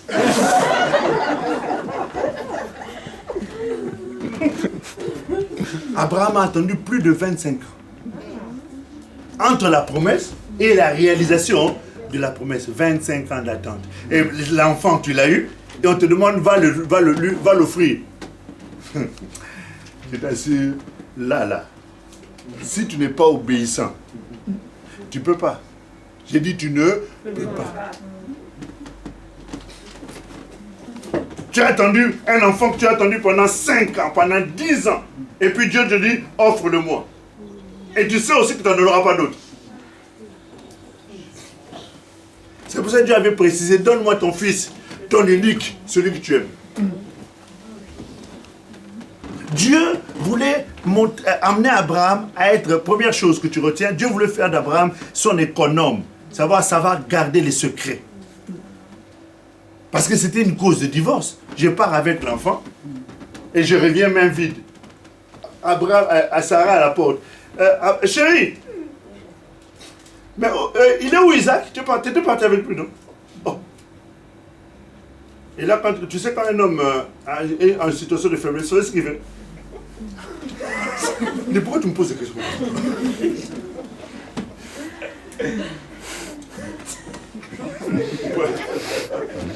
Tu peux être très sérieux. Dis, poser des questions. Je suis quand même le chef ici. Amen. C'est un homme avec qui Dieu voulait qu'il garde le secret. Vous savez, il y a beaucoup de gens dans les églises qui souffrent parce que les gens avec qui ils ont affaire, ils ne savent pas garder le secret. La Bible dit, le livre de Jacques, chapitre 5, verset 16, la Bible dit, confessez-vous vos péchés les uns aux autres et priez les uns pour les autres. Afin que vous soyez quoi? Afin que vous soyez quoi? Guéris. Priez les uns pour les autres, afin que vous soyez guéris. C'est-à-dire qu'il y a certaines maladies qui sont liées au péché. Et pour avoir la guérison, il faut avoir confessé ça. Et après avoir confessé, on prie pour toi. Parce que c'est une maladie qui est liée à ton âme. Il y a des maladies qui sont liées au corps. Il y a des maladies qui sont liées à l'âme.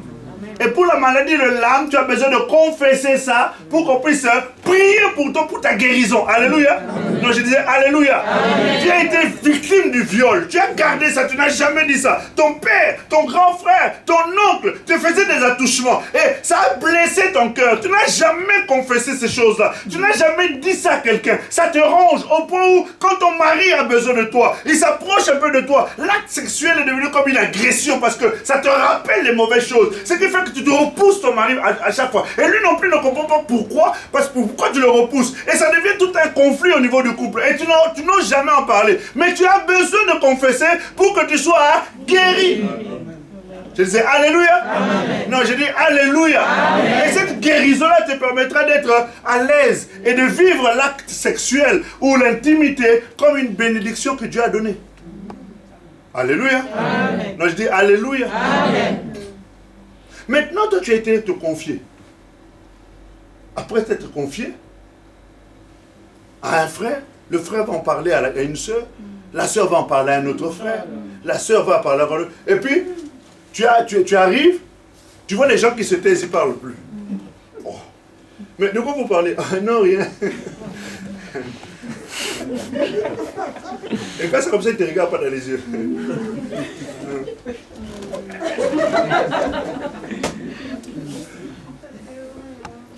Elle va finalement un jour apprendre que ce que j'avais dit à Charlotte est revenu vers moi.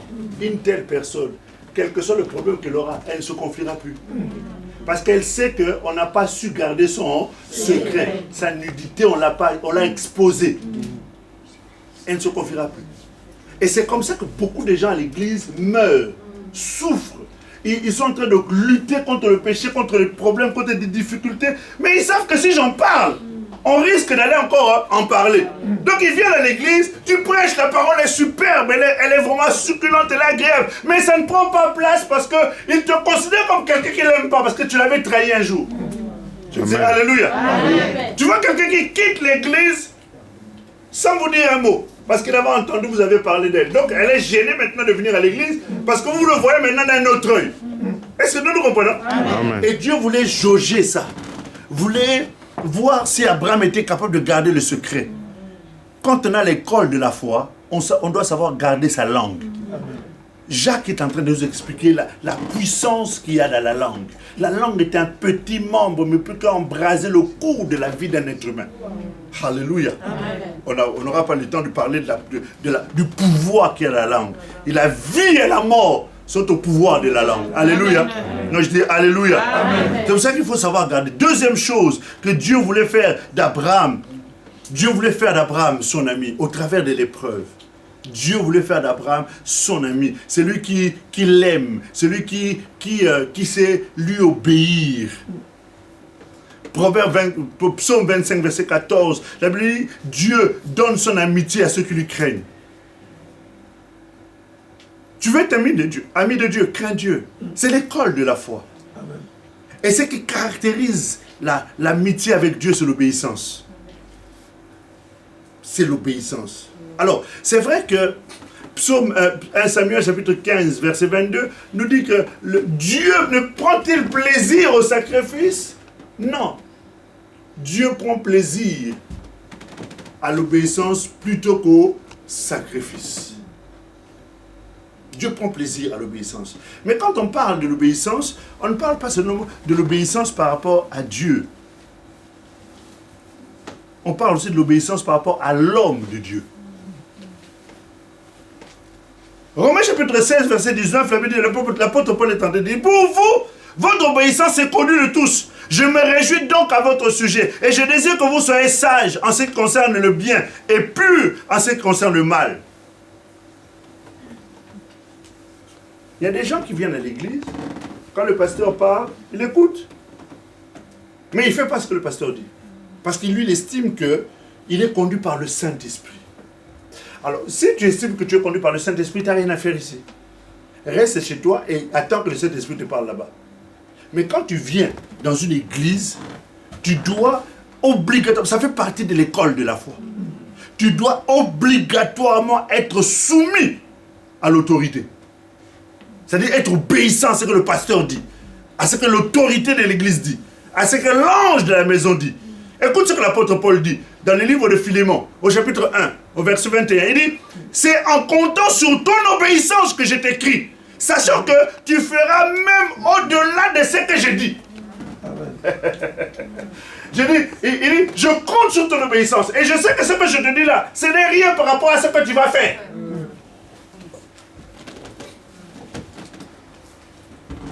Je sais que quand je vais dire une chose ici, tout le monde va obéir. Et vous allez faire même plus que moi ce que je vais vous demander de faire. Alléluia. Amen. Donc je disais Alléluia. Amen. Écoute ce que disent les Écritures encore. 2 Corinthiens chapitre 10, verset 6. Nous sommes prêts aussi à punir toute désobéissance lorsque votre obéissance sera complète.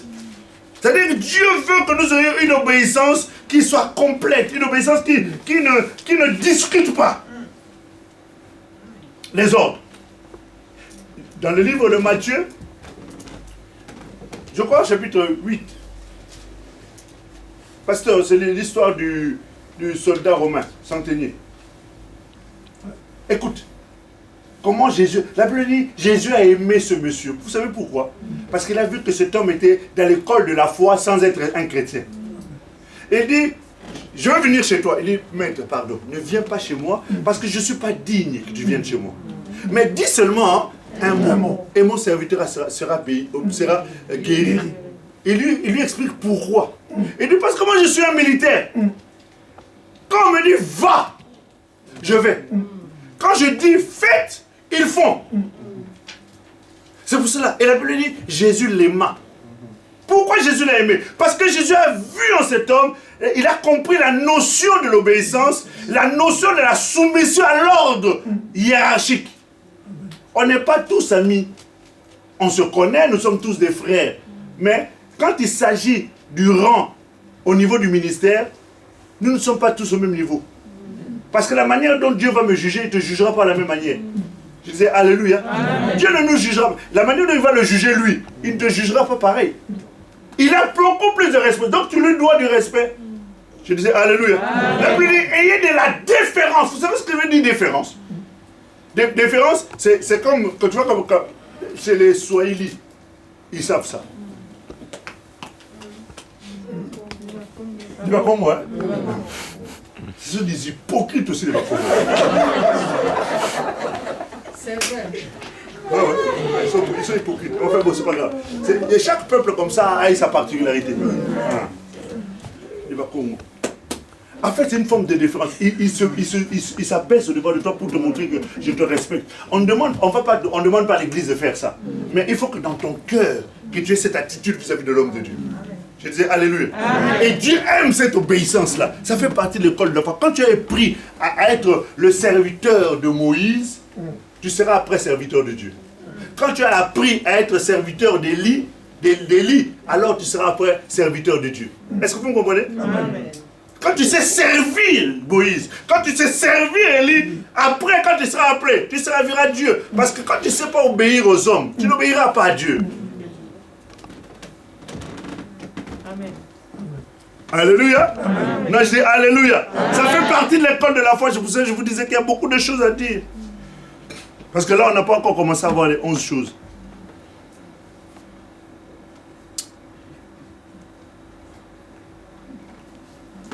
« 2 Corinthiens chapitre 7, verset 15. L'apôtre Paul dit, il éprouve pour vous un redoublement d'affection au souvenir de votre obéissance à tous et de l'accueil que vous lui avez fait avec crainte et tremblement. » L'accueil que vous lui avez fait avec quoi? Crainte et qui? Tremblement. Ces mots-là, c'est crainte et tremblement. On utilise ça quand on parle de Dieu. Mais ici, c'est l'homme de Dieu qui est allé à Corinthe et qui est revenu. Il a rendu témoignage de l'obéissance que ces gens-là avaient et de l'accueil qu'on lui a réservé avec crainte et tremblement. C'est-à-dire ils l'ont honoré en qualité d'homme de Dieu et ils l'ont respecté, ils l'ont craint. Ah, Richard, Richard, on a commencé l'église ensemble. Et alors, si vous avez commencé l'église ensemble, c'est pas ça qui fait que tu as le droit de lui parler n'importe comment. Je disais Alléluia. Amen. Josué et Caleb étaient de la même génération. Ils sont sortis avec Moïse et ils étaient les deux petits de Moïse.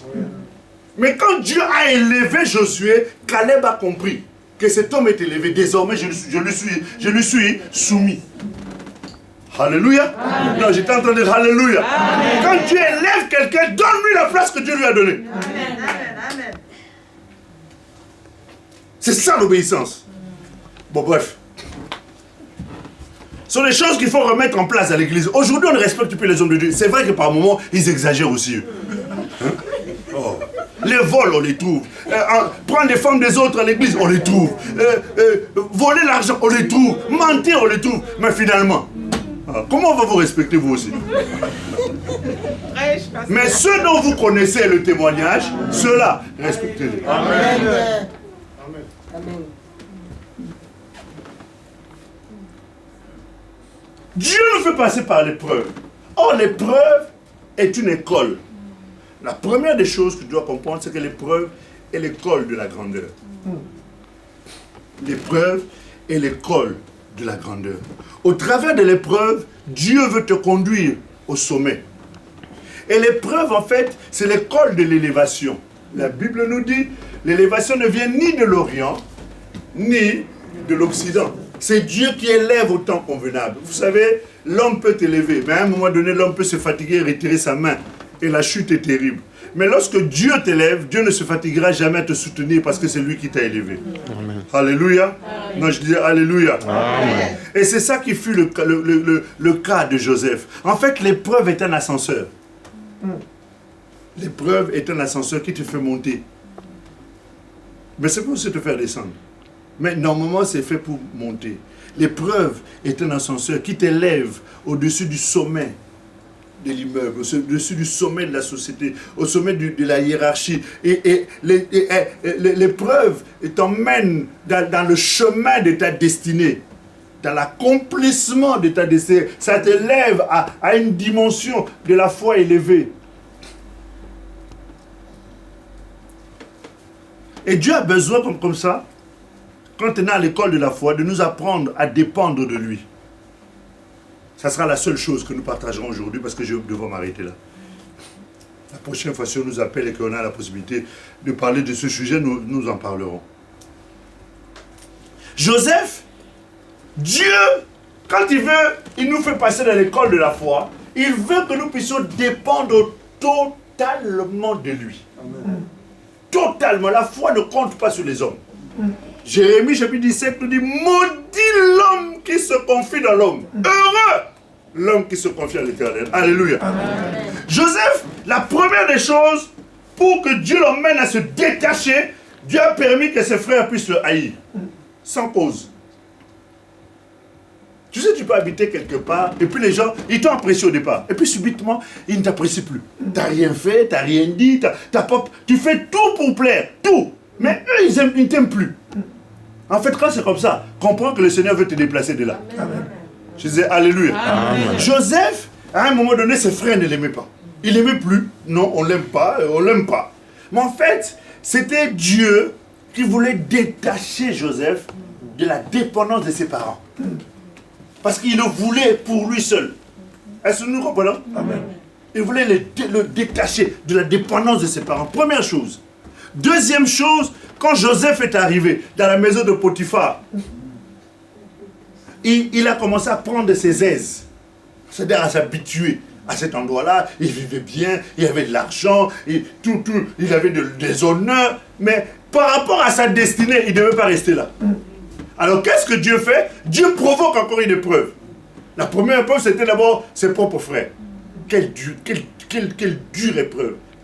Ta propre famille, ceux qui sont sortis de toi, ils t'ont rejeté, ils t'ont abandonné, ça fait mal. Deuxième épreuve, il était en train de travailler honnête. Joseph, ce n'est pas le genre de personne, après le travail, il vole quelques serviettes dans la réserve, ou quelques peignoirs. Et puis il rentre à la maison, le matin aussi il sort avec de la chambre. Comme s'il avait acheté. Je suis sûr que le peignoir est en train de dire, t'as même pas honte de toi.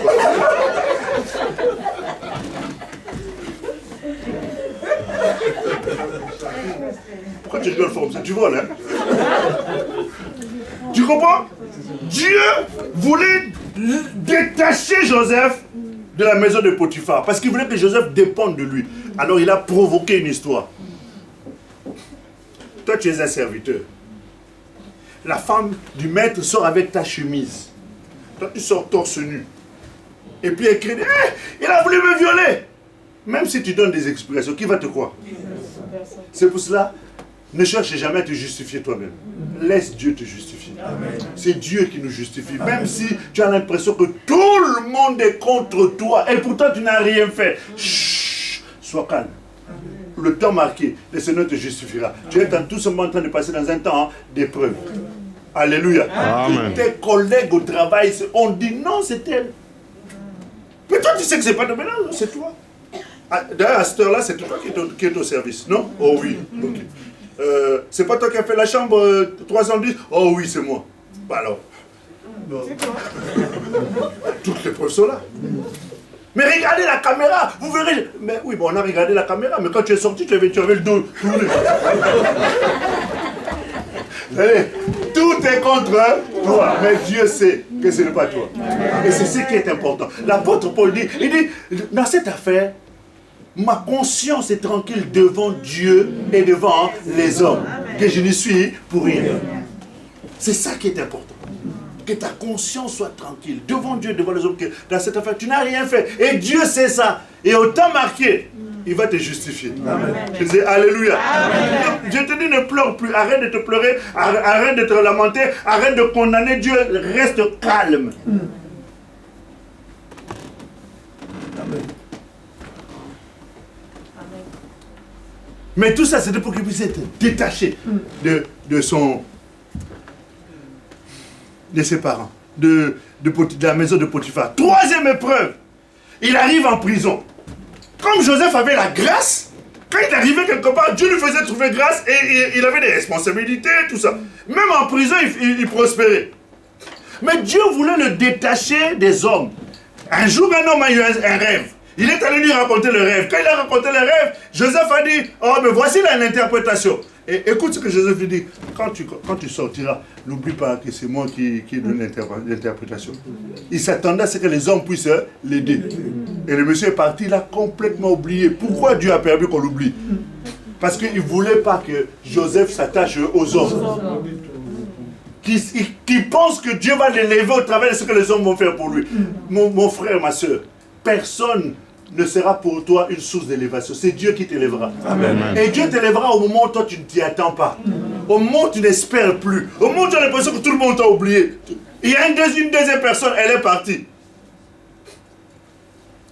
pas de nouvelles de Joseph. Il a même oublié. Jusqu'à ce que le roi ait un songe. C'est-à-dire que Dieu est le maître des temps et des circonstances. La Bible dit, il fait concourir. Concourir, c'est-à-dire, il y a un autre mot. Il fait coopérer. Hein, c'est un peu plus facile chez les Congolais. Coopération. Il fait coopérer les choses pour emmener son plan à l'accomplissement. C'est-à-dire, il permet qu'Adam, Ève, José, Antoinette puissent se retrouver, parler d'un sujet qui n'avait rien à voir avec toi, mais finalement on se rend compte qu'il faut que toi aussi tu sois là, et à ce moment-là on t'appelle, toi tu arrives, tout est déjà préparé, tu n'as plus qu'à manger. Amen. Tu ne m'as pas compris, regarde. Ils sont sortis. Quand ils sont sortis, ils sont allés à la pêche. Oh, ils n'ont rien touché, alors ils n'ont rien eu. Jésus était avec ses disciples à la barre, avec Jean, avec Simon. Ils ont dit, maître, on a pêché toute la nuit. On n'a rien trouvé. Voilà comme ça, comment Dieu fait concourir les circonstances. Ils ont galéré, tu as galéré. Et pourtant tu connais la chose, mais tu as galéré pour avoir. Jésus dit, écoute, jette le filet. Il a jeté, il a dit, sur ta parole, je jetterai le filet. Quand ils ont jeté le filet, la Bible nous dit, il y avait tellement de poissons qu'ils avaient du mal. Et que leur barque commençait à s'enfoncer. Vous savez ce qui s'est passé? Il y avait les autres pêcheurs à côté qui eux aussi étaient en train de galérer. Vous savez ce qu'ils ont fait? Jacques, Pierre, Albert, José, venez. Quand ils sont arrivés, ils n'ont pas pêché. Ils ont seulement pris du poisson de la barque. Ils ont mis dans leur barque et ils sont rentrés à la maison. Est-ce que nous le comprenons? C'est ça, faire concourir les choses. C'est-à-dire, il permet une situation qui va bénir quelqu'un, mais en fait, cet argent-là, ce n'est pas pour lui seulement, c'est aussi pour toi. Amen. Tu comprends? Amen. Est-ce que tu as bien saisi? Amen. J'avais un problème. J'avais un problème d'argent. Il y a une soeur qui m'appelle, pasteur, je dois rencontrer quelqu'un, j'ai besoin de la prière. On a prié. Elle arrive voir cette personne-là. La personne lui dit, écoute, par rapport à ce que tu m'as exposé comme situation, je vais t'aider. Elle rentre dans sa chambre, elle va prendre $100 000. Elle lui dit, tiens, ça c'est pour toi. Je te le donne. Moi, je ne savais pas que Dieu est en train de faire ses affaires. J'attends seulement quelqu'un qui m'appelle, pasteur! Allô, pasteur? Est-ce que vous savez qu'on entend le sourire quand quelqu'un est au téléphone? Quand quelqu'un sourit au téléphone, on entend. Allô, pasteur? Alléluia! Pasteur, donne-moi ton nom et ton prénom, je vais te faire un virement. Bon, vous savez, quand un chrétien dit je vais te faire un virement, tu attends 150 €. Excusez-moi, je plaisante. Pasteur, je vais faire un virement. 10 000. Il y a un vimba. 10 000 dollars virés sur mon compte. Ça m'a permis de régler toutes mes factures qui étaient en train de me regarder, qui attendaient seulement la réponse. Est-ce que vous comprenez? Est-ce que vous comprenez? En fait, quand je suis en train de te parler comme ça, c'est je veux susciter en toi la foi. C'est-à-dire ne pas t'attendre aux hommes, mais t'attendre à qui? À Dieu. Moi, je ne savais pas que cet argent allait sortir de ce côté-là. Je ne savais pas si ça allait venir à gauche, ni à droite, mais je sais une chose, c'est que Dieu est le pourvoyeur. Amen. Il s'appelle Jéhovah. Amen. Dieu voulait enlever Joseph des yeux des hommes. Et il a permis que tout le monde l'oublie. Et il a permis une circonstance. Le roi rêve, et dans son rêve, il n'a pas de solution. Il cherche une solution. Et puis un homme, quelqu'un se souvient, ah oui, en fait, il y a un gars là qui est en prison, là. Il fait les interprétations de songes. D'abord, avant qu'on pense à lui, on a d'abord pensé à tous les sages du pays. Personne n'a trouvé de solution. Alors, en dernier lieu, c'est à lui. Mais en fait, tout ce qu'on avait fait là, c'était pas pour ces hommes-là, c'était pour qu'on puisse se souvenir de lui. Je disais, alléluia. Dieu s'est souvenu de lui. Dieu n'oublie jamais quelqu'un. Dieu se souvient toujours de ceux qui sont dans les difficultés, de ceux qui sont dans l'épreuve. La Bible dit, Dieu se souvint de Ève. Dieu se souvint alors d'Agar qui était dans le désert en train de pleurer pour boire de l'eau. Dieu se souvint de lui. Alors que Méphibosheth était dans une maison, dans la maison de Makir à Lo-debar. Makir veut dire voleur. Et à Lo-debar veut dire vide, sans vie. Ouais, tu es dans une situation où tu es en compagnie des gens qui ne sont pas bons, mais en plus de ça, tu es dans un endroit où il n'y a rien qui puisse te permettre de pouvoir obtenir quelque chose. La Bible dit, espérant contre toute espérance, il crut. Et cela lui fut imputé à justice. C'est-à-dire que lorsque tu te retrouves dans une situation où il n'y a plus rien à attendre, Dieu se souvient toujours. La Bible nous dit que David était assis sur son trône. Il s'est souvenu de dire, j'aimerais faire du bien à quelqu'un. Dieu veut te faire quoi? Alléluia. Alléluia. Dieu veut te faire du bien. Dieu ne t'a pas oublié. Dieu n'oublie jamais les siens. Dieu n'oublie jamais. Il a dit, si une femme peut arriver à abandonner son enfant, c'est-à-dire, il sait quel est le lien qu'il y a une femme avec un enfant. Il n'a pas dit un père, parce qu'on sait que les pères, ils peuvent s'en aller. Il te fait des enfants, il va encore faire là-bas ailleurs. Mais une mère, son enfant, elle préfère mourir avec son enfant. Dieu dit, si elle arrive malgré tout à abandonner cet enfant-là, c'est que la situation est grave. Il y avait deux femmes qui étaient en train de discuter. Il y avait tellement... la famille, il y en a une qui a dit, bon, aujourd'hui, on va préparer ton enfant à la moimbe. Demain, on préparera le mien à la sauce tomate. Mais aujourd'hui, on va d'abord manger ton enfant. Vous savez, quand quelqu'un arrive au niveau où il prend son enfant, il le coupe en morceaux. Pendant que tu sais que c'est ton enfant, tu l'assaisonnes aussi avec un peu de poivre, avec un peu de muscade, avec un peu de sel, avec un peu de cube magie. Tu imagines un peu, tu es en train d'assaisonner ton propre enfant. C'est-à-dire que la situation est arrivée à un niveau très élevé. Vous savez, il y a des situations comme ça où la situation est tellement difficile que tu n'arrives pas à t'en sortir. Est-ce que vous me comprenez? Dieu dit, si un parent peut arriver à faire ça, moi Dieu, je ne t'abandonnerai jamais. Et c'est ce que je veux t'emmener à comprendre aujourd'hui. Pasteur, excuse-moi, j'ai débordé de 5 minutes. Enfin, je vois que personne n'a envie aussi de partir. Hein. Donc on peut continuer jusqu'à 15 heures. Hein. Moi, ça me dérange pas. Mais j'ai un rendez-vous à l'église. Mais enfin, bref, c'est pour dire quoi? C'est pour dire que l'épreuve est un ascenseur. L'épreuve est une source d'élévation, est une source de grandeur. Dieu voulait révéler la grandeur qu'il y avait en Joseph, un homme méprisable, un homme qui n'avait rien pour pouvoir être ce qu'il était devenu. Mais Dieu l'a pris de nulle part, il l'a élevé pour faire de lui un roi. Amen. Je me souviens encore, j'étais là avec 2 présidents en d'Afrique.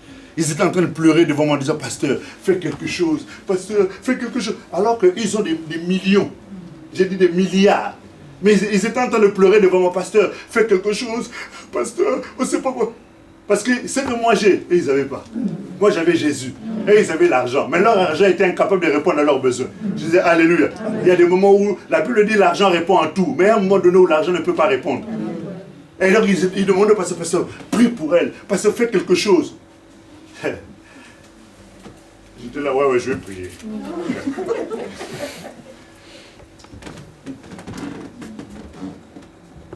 Qui suis-je? Qu'est-ce que j'ai fait pour pouvoir avoir ce type de réalité? Parce que l'épreuve est un ascenseur. Accepte l'épreuve, ça t'emmène quelque part. Amen. Ça va t'ouvrir des portes. Ça va t'emmener à une situation à laquelle tu ne pouvais jamais imaginer. L'épreuve. Mais quand l'épreuve arrive, l'épreuve a besoin d'une réalité. C'est que quand les frères se sont présentés, ils étaient à la merci de Joseph. Quand ils sont arrivés, ils étaient à la merci de Joseph. Mais Joseph a appliqué un principe fondamental, crucial, important, nécessaire pour avancer avec le Seigneur dans ton processus de l'élévation. Parce que ça peut arrêter le bouton stop de l'ascenseur. C'est qu'il a dit, ce n'est pas vous qui m'avez fait ça. C'est Dieu qui a permis que vous fassiez ça pour que je puisse arriver devant et préparer le chemin pour vous. Je dis alléluia. C'est qu'il les a pardonnés. Et ça, c'est quelque chose d'important. Quel que soit ce qu'on t'a fait, quel que soit le mal qu'on t'a fait, quelle que soit la trahison que tu as vécue, quelles que soient les méchancetés qu'on t'a fait, les injustices qu'on t'a fait, quelle que soit la chose, dans le livre de Genèse 44, versets 4 à 5, applique ce principe. Ne considère pas les hommes. Considère Dieu derrière les situations. Et la Bible nous dit qu'il les a pardonnés. Et le fait de les avoir pardonnés, Vous savez, il y a une chose dont je parle souvent, ma femme n'aime pas trop que j'en parle, et j'en parlerai pas aujourd'hui. Elle va me faire la remarque avant la maison. Il a pardonné, et le fait d'avoir pardonné, ça lui a ouvert toutes les portes, et il a atteint le niveau de sa destinée. Je disais, alléluia. Amen. Tu as une destinée glorieuse, tu as une grande destinée, mais ne la freine pas à cause d'un homme, à cause d'une femme, à cause d'une situation, à cause d'un événement. Libère-les! Sors-les de ton cœur, pour que ton cœur soit libre et soit l'habitation du Saint-Esprit. Laisse le Saint-Esprit t'emmener. Les épreuves peuvent être difficiles, ça peut être douloureux, mais t'inquiète pas. Le Seigneur se souvient de toi, il te connaît. Je disais, alléluia. Amen.